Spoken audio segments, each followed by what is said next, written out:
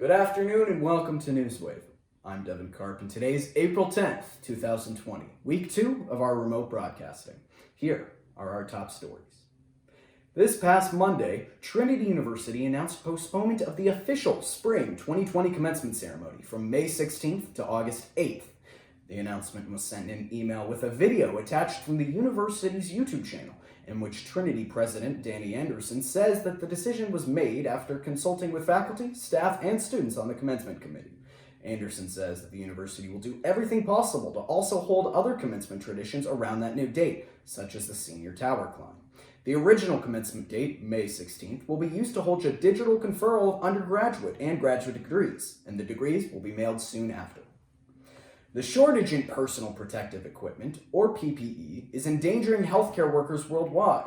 In an effort to support local media centers in this tragedy, Trinity University decided to donate all of their PPE to the Guadalupe Regional Medical Center.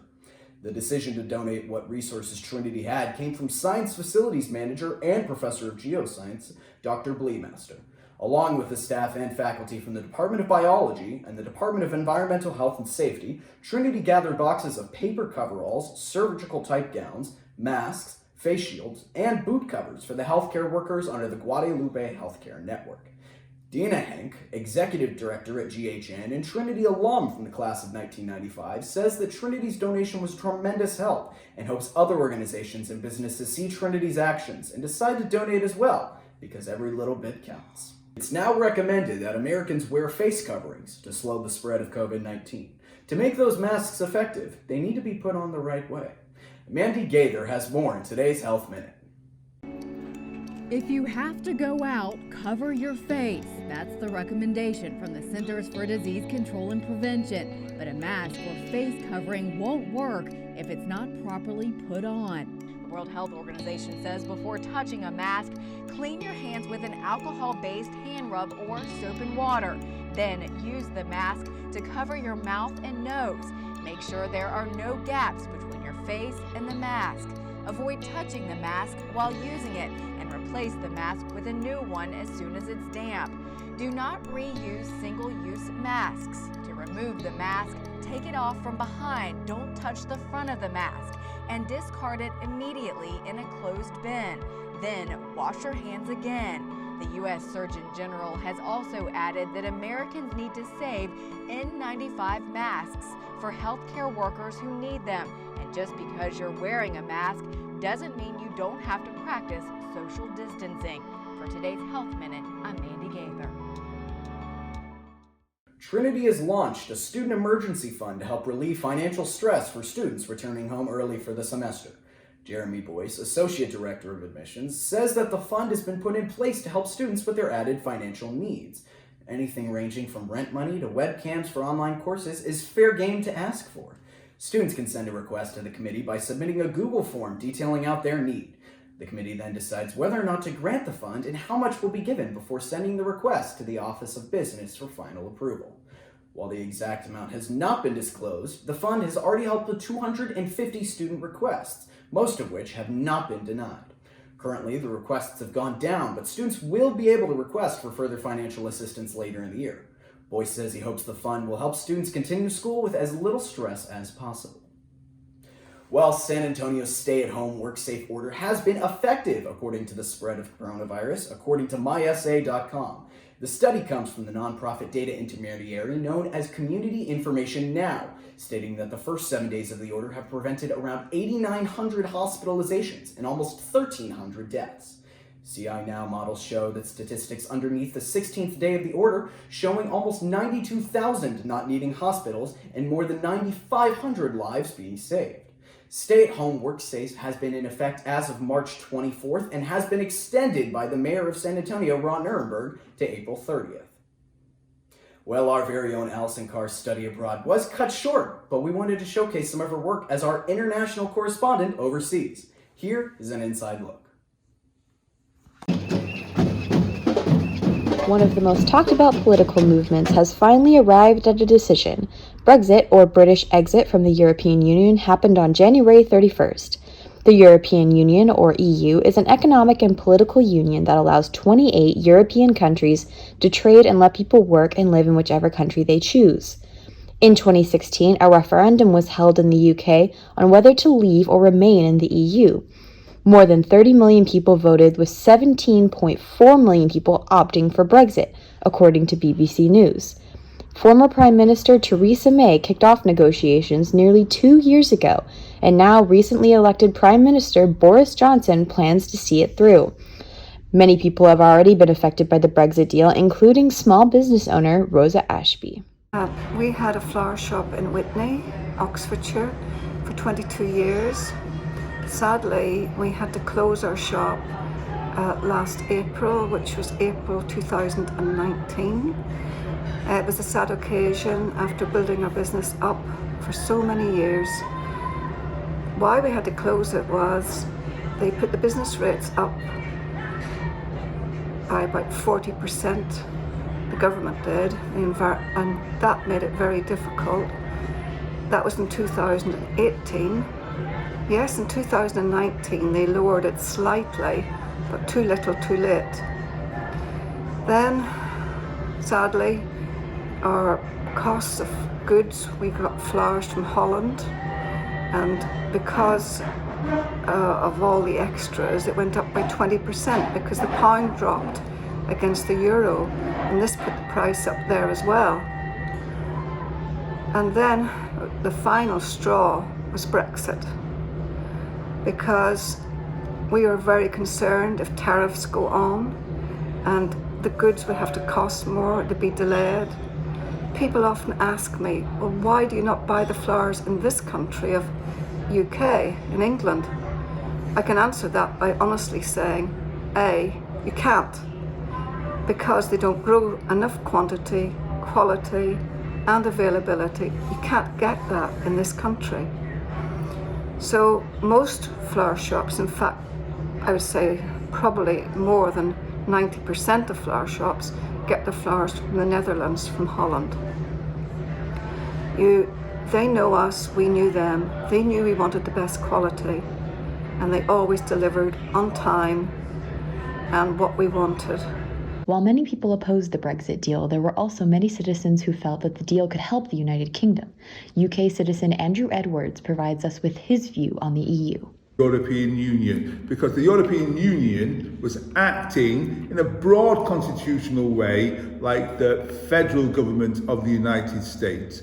In other words, it wanted the individual states to carry on running their own individual day-to-day affairs, but it wanted some uniformity, such as standards in food, standards in phone masts, standards in currency, that a big state like the European Union could then compete with places like the United States, which also has the benefit of a single currency, a single language, single judiciary, all of which made it exceedingly competitive when doing business.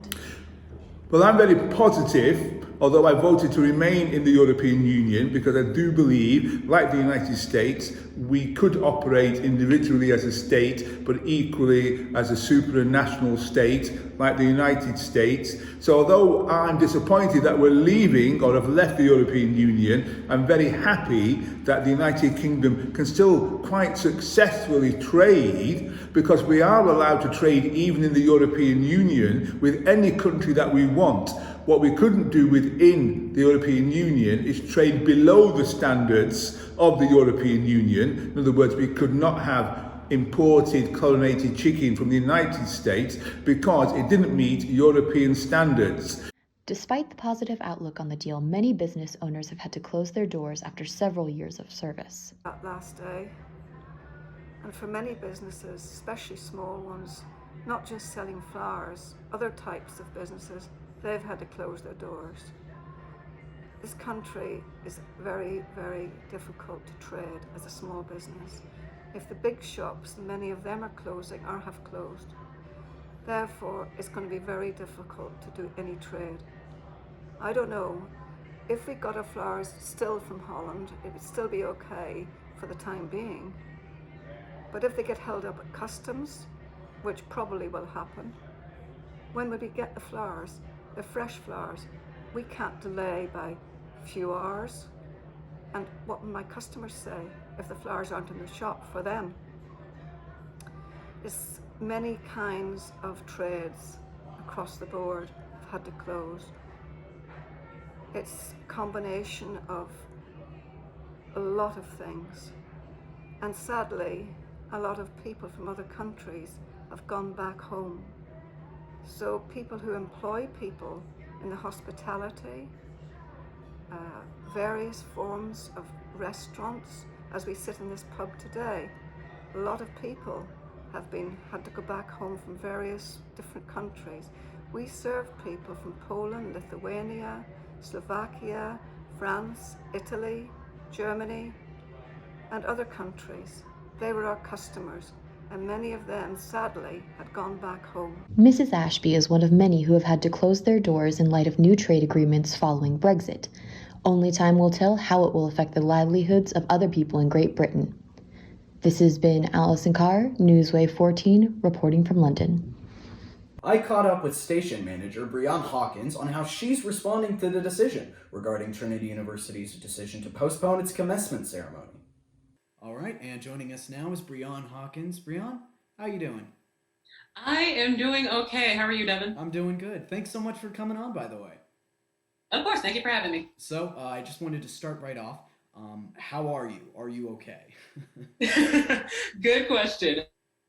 Well, I am a graduating senior, so it does feel kind of weird, like the month and a half, 2 months of all like the fun parts of college taken away. So suddenly, but I give myself a chance to process everything. So I'm handling it better than I was initially. So That's taking good. things day by day. That's good. Yeah. One thing I wanted to comment on. I know a lot of seniors keep on saying that this isn't the senior year they thought they might have. Do you have any of the same sentiments? I actually tweeted the exact same thing. Perfect. What did I say? I said that I realized I have maybe about a month left, and senior year just wasn't ending the way that I honestly imagined that it would. I had there've been plenty of times where I just sat and I thought about what my last days of senior year, even my last day of Tiger TV and Newswave specifically, because that was the show I worked on the longest. So, what did you think your last senior year would be like? I don't know. This is so sad. This is how you know I'm obsessed with my Tiger TV. The main thing that I was looking forward to was my last day of Newswave, because I knew I was going to be an emotional wreck in a way. I felt like people were going to surprise me and thank me for all of these things that I've done, whatever those things were. And I was going to cry and be like, oh my God, I hate everybody, but this is so sweet. Thank you. I was waiting on those last moments, those last batch of tears and things like that. Yeah.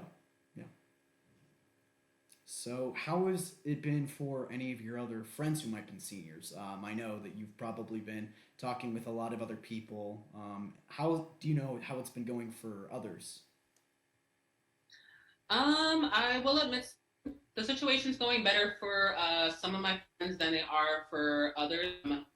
There's a couple people that come to mind where they're kind of in the same boat as me, where we're back in our hometowns in the same rooms that we were in high school, and we had better motivation to do schoolwork in high school than we do now. We're doing our best, but there definitely have been some times where we probably procrastinated more than the average senior, and that probably says a lot, because senioritis is definitely a thing. But senioritis, us doing work from home, is just a whole nother level. How has it been coming back home? Oof. Well, I was planning on back after graduation anyway. I got a job offer in Houston, so it's only going to be about 30 to 45 minutes away from my parents' house. So again, I was going to be back here, but I wasn't planning on coming back until mid-May. So I technically have been home since early March, which of course is way earlier than planned. And then when I first came here, I was under the impression of okay, I'm going to be here for a week, be with family. We're going to sleep a little bit, eat a little bit, and then we'll be right back in the apartment on Saturday, back in San Antonio, and ready to knock the last bits of the semester out. And then I remember the day Trinity sent out its notification about online classes. My mom had called me and she was like, hey, Harvard had just made the decision to switch to online. I feel like a lot of the universities will follow, if not all of them. And I was just like, Trinity is its own separate university. It's not gonna follow Harvard. And then I went and took a nap. And then my mom woke me out of my nap and she was just like, hey, I'm on my way home. I think you saw Trinity's email. And I was just like, hey. So. What do you think of the administration's response to everything going on?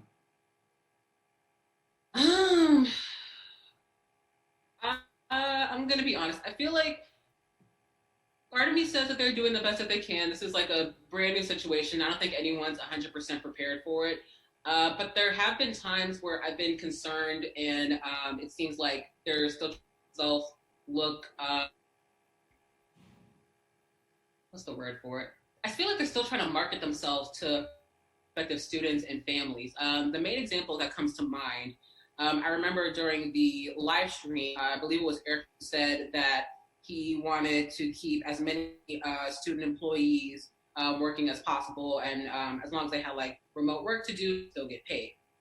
And then with the Tiger TV situation specifically, there are 11 of us who were on the team, and I was under the impression that like everybody would still be able to get paid. And then once I started talking to my supervisors, I found out that initially I was the only one who was going to continue to get paid for remote work, and that's completely unfair to everybody else. And also, I wasn't really sure what kind of work I would really be doing. We're in the process of doing interviews for the upcoming station manager, and then that station manager will continue to do interviews for the rest of the team. So it kind of felt like once that's all said and done, like that's kind of my time from there. So I felt like it was kind of unfair for me to be the only one getting paid.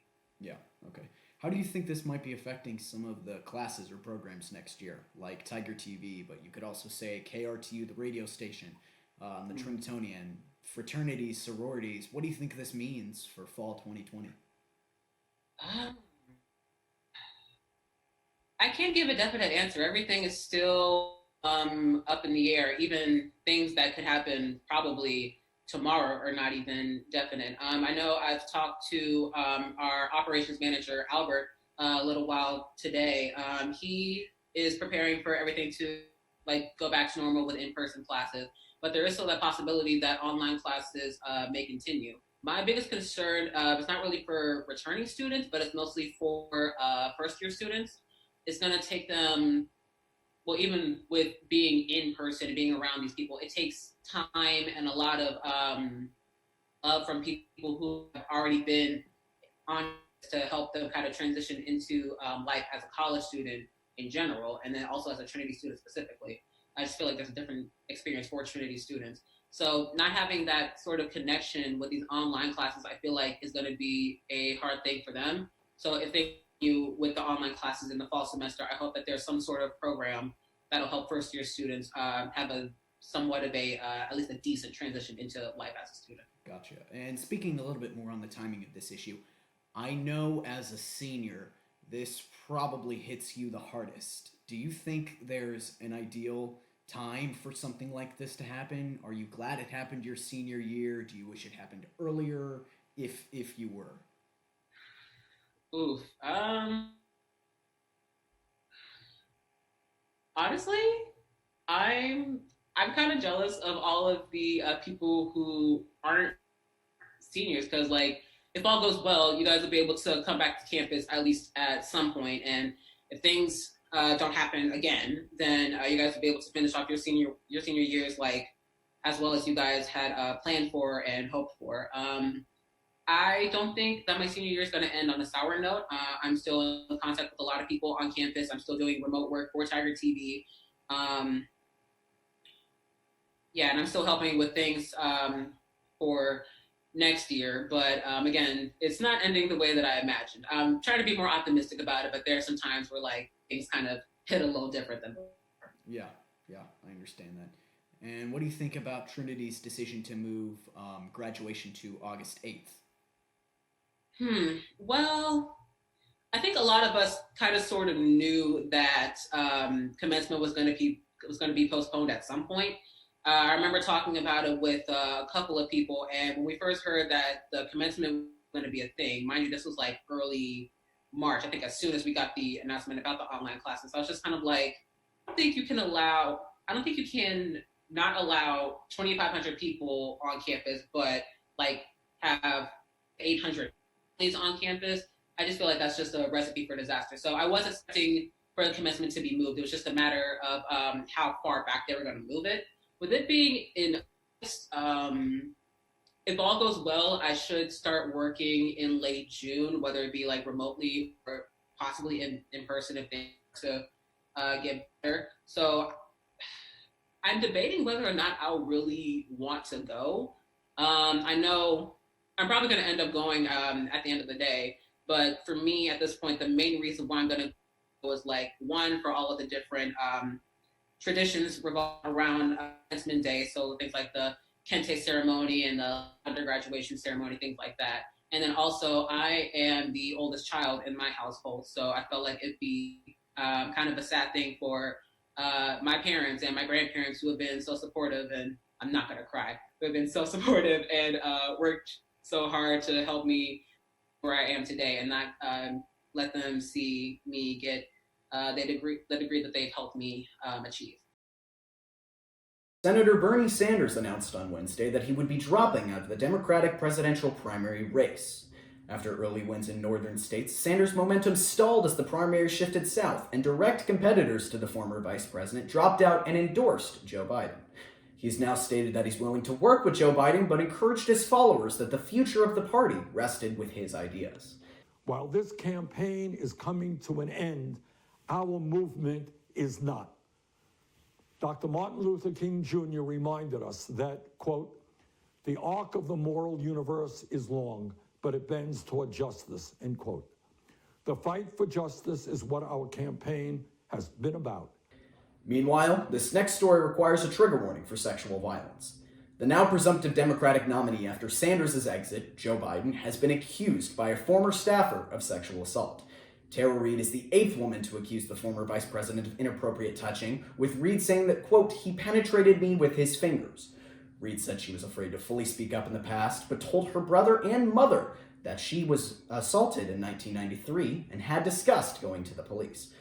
Former President Joe Biden has denied these claims, and while we note that it is impossible to fully verify her claims after speaking with a sensitivity consultant, we believe it is important to cover the accusations and consider them in the context of other accusations. While moving away from political news, essential workers are now doing more than ever. From doctors to nurses, police officers, grocery store workers, and delivery drivers, they still need care for their pets while at work doing these critical jobs. Justine Waldman tells us how one Bay Area business is staying open to care for these dogs, even as the doggy daycare struggles to stay afloat. It looks fun and fuzzy at the Grateful Dog, even as the coronavirus pandemic crushed this doggy daycare company. I've had to go into personal savings just to keep our staff employed because we're in the red. Business is down 90%. Most people are working from home and not traveling, so the need for dog boarding went bottom up. The doggy daycare has 2 locations, one in San Francisco's Marina District, the other in Marin County in Greenbrae off 101. While it could have closed, the owner decided it was important to stay open. We're literally just open for people who are out there working essential businesses that need a place to keep their dogs. The Grateful Dog follows all CDC guidelines for keeping clean and safe distances. By still operating during these difficult times, it is their way of giving back to the doctors, nurses, and first responders who must report to work and need care for their dogs. We feel we have to do our part. Plus, the pets still want to play all day. Dogs need dogs like people need people, so we're here for them too. The appreciation for being up and running for essential workers is flooding social media, like this comment from a physician at UCSF. While business is hurting, this fills the owners' hearts with gratitude. People who don't even use us from other counties are thanking us for staying open for them. And so we do it for them. The coronavirus is causing many events to be canceled, but it's not stopping a Wisconsin woman from celebrating her 100th birthday. Dozens of family, friends, and people from the community showed their support for Geraldine or Jerry Olson. Carly Swisher spoke to the birthday girl and family members about adjusting the big day to fit social distancing rules. Oh, this one takes the cake. Thank you. Thank you. Geraldine Olson, or Jerry as her friends and family call her, is celebrating her 100th birthday. Happy birthday to you. But because of social distancing, Jerry's birthday plans had to be adjusted. Initially, we planned to for sure have the great-grandkids and great-great-grandkids go by. And then when I put out a post on Facebook, we were thinking maybe some family friends who know her would want to join in. And we never anticipated what it turned into. On Sunday, dozens of friends, family, and people from the community drove their cars past Jerry's house to wish her a happy birthday. Boy, I feel like a celebrity of some kind. Well, I am looking on my crown. It was a bigger turnout than anyone imagined. Seeing how many people in these circumstances came out for someone who they don't even know, a lot of them, just to spread joy and to spread love. A woman that has touched many people's lives. Brings us all together and keeps us bonded. Friends and family wanted to give Jerry the birthday she deserves. Birthday wishes from all over the country, actually, on Facebook for her and everything. You know, because people will share it and this person shares it. And so we've had cards and wishes from all over. All to show her how much she is loved. Oh my gosh. Words can't express it. They all come out for me, no matter what. Not just because I'm 100, they come out otherwise too. Even though it wasn't the 100th birthday party anyone had pictured. We of course had a celebration planned that will postpone until the world is safer and healthier again. But for now, this is the next best thing. I'm very fortunate, but I don't think I'll make 200.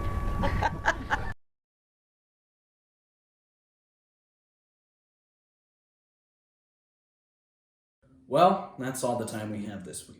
Tune in next week for our third remote episode of the semester. And remember, once again, Tiger TV is here for you. If you have any questions at all, please consult the Trinity University COVID-19 website or contact us through any social media listed in the bio below. I know times have been hard. Some of you may be dealing with job loss, family issues, or other severe complications. It's looking like this isn't going to stop soon, so once again, I'm asking you to stay home, stay safe, and stay compassionate. Don't take more than you need at the grocery store. Don't spread misinformation.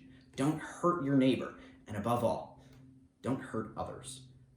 We're stronger than this virus, and history is going to show that we came together and beat it. But until that day comes, we here at Newswave will still be reporting remotely on all the news you need. I've been Devan Karp, and we'll see you here next week.